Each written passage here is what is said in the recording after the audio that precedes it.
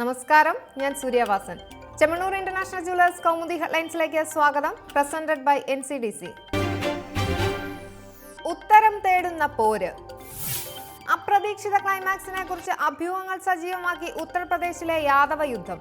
സമാജ്വാദി ദേശീയ അധ്യക്ഷനായി അഖിലേഷ് യാദവിനെ നിയോഗിച്ചത് ഭരണഘടനാ വിരുദ്ധമെന്ന് ചൂണ്ടിക്കാട്ടി മുലായം തിരഞ്ഞെടുപ്പ് കമ്മീഷനിലേക്ക്. പാർട്ടിയുടെ തിരഞ്ഞെടുപ്പ് ചിഹ്നം കമ്മീഷൻ മരവിപ്പിച്ചേക്കും. സമാജ്വാദിയിൽ ചരിത്രപരമായ പിളർപ്പിന് വഴിയൊരുക്കി അച്ഛനും മകനും നിലപാടുകളിൽ ഉറച്ചു തന്നെ. യഥാർത്ഥ സമാജ്വാദി താൻ ദേശീയ അധ്യക്ഷനായുള്ള പാർട്ടിയെന്ന് പ്രഖ്യാപിച്ച് അഖിലേഷ്. ഒരാൾ ദേശീയ അധ്യക്ഷനായി തുടരവേ മറ്റൊരാളെ ആ സ്ഥാനത്തേക്ക് എങ്ങനെ നിയോഗിക്കുമെന്ന ചോദ്യവുമായി മുലായം. നിയമസഭാ തെരഞ്ഞെടുപ്പ് അടുത്തു വരവെ ഉത്തർപ്രദേശിൽ യഥാർത്ഥ സമാജ്വാദി പാർട്ടി ആരുടേതെന്നറിയാതെ ജനം. തിരഞ്ഞെടുപ്പ് ചിഹ്നമായ സൈക്കിളിന് വേണ്ടി അച്ഛനും മകനും അവകാശം ഉന്നയിക്കുമ്പോൾ ചിഹ്നം മരവിപ്പിലാക്കും കമ്മീഷൻ ആദ്യം ചെയ്യുകയെന്ന് സൂചന.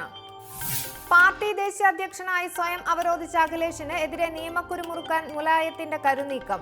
അതിനിടെ വ്യാഴാഴ്ച ചേരുമെന്നറിയിച്ചിരുന്ന ദേശീയ കൗൺസിൽ യോഗം മാറ്റിവെച്ചതായി ശിവപാൽ യാദവ്. ഭൂരിപക്ഷ പിന്തുണയുടെ ബലത്തിൽ അച്ഛനെ വെട്ടി അഖിലേഷിന്റെ അശ്വമേധം. ലാഭം തേടുന്ന റാലി. യാദവ യുദ്ധം മൂർച്ഛിക്കുന്ന UPയിൽ തിരഞ്ഞെടുപ്പ് നേട്ടം ലക്ഷ്യമിട്ട് ഇന്ന് പ്രധാനമന്ത്രി പങ്കെടുക്കുന്ന റാലിയുമായി BJP. നോട്ട് നിരോധനം 50 ദിവസം പിന്നിട്ട ശേഷം നരേന്ദ്രമോദി പങ്കെടുക്കുന്ന ആദ്യ തിരഞ്ഞെടുപ്പ് റാലി ലക്നൌവിൽ. മുലായം അഖിലേഷ് പോര് BJPക്ക് അനുകൂലമാക്കാൻ അണിയറ നീക്കം. UPയിലെ സാഹചര്യം മുതലെടുത്ത് അധികാരം പിടിക്കാനായാൽ അത് നോട്ട് നിരോധനത്തിലുള്ള ജനപിന്തുണയായി ചിത്രീകരിക്കാനാകും BJP ശ്രമം. അതിനിടെ സമാജ്വാദി പാർട്ടിയിൽ പ്രതീക്ഷിക്കപ്പെടുന്ന വിള്ളൽ അനുകൂലമാക്കി മാറ്റാനുള്ള നീക്കത്തിൽ മായാവതിയും. പ്രതിസന്ധിയുടെ തുടർക്കഥ. കറൻസി പ്രതിസന്ധി പരിഹാരമില്ലാതെ തുടരവേ നാളെ ആരംഭിക്കേണ്ട ശമ്പള പെൻഷൻ വിതരണം എങ്ങനെയാകുമെന്ന ആശങ്കയിൽ ബാങ്കുകൾ. ആദ്യത്തെ 10 ദിവസത്തേക്ക് ആവശ്യമുള്ള 1300 കോടി രൂപ മുഴുവനായും നൽകാനാവില്ലെന്ന് റിസർവ് ബാങ്ക്. നാളത്തെ പ്രത്യേക സാഹചര്യം പരിഗണിച്ച് ബാങ്കുകൾക്ക് പ്രത്യേക സുരക്ഷ. ശമ്പളവും പെൻഷനും വാങ്ങാൻ നാളെ മുതൽ ബാങ്കുകളിലും ട്രഷറികളിലും എത്തിത്തുടങ്ങുക 10.5 ലക്ഷത്തോളം പേർ.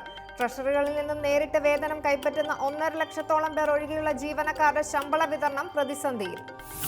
ശമ്പള ദിനങ്ങളിലെ തിരക്ക് പരിഗണിച്ച് ബാങ്കുകളിൽ വിതരണത്തിനായി ഇന്നലെ തിരുവനന്തപുരത്തെ RBI ശാഖയിലെത്തിയത് 1000 കോടിയുടെ കറൻസി.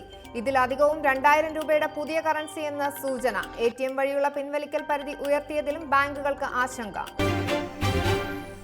പലിശക്കുറവിന്റെ ആശ്വാസം. അടിസ്ഥാന വായ്പാ പലിശ നിരക്കുകൾ കുറച്ച് ബാങ്കുകളുടെ സാമ്പത്തിക വിപ്ലവം.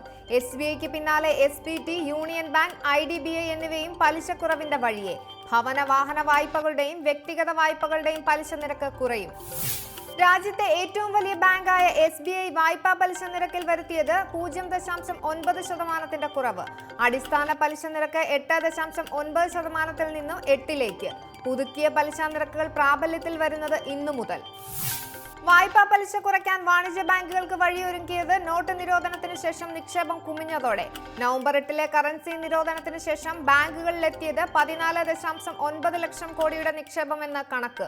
അതേസമയം ജൻധൻ അക്കൗണ്ട് നിക്ഷേപങ്ങളിൽ സൂക്ഷ്മ പരിശോധനയ്ക്കൊരുങ്ങി ആദായ നികുതി വകുപ്പ്.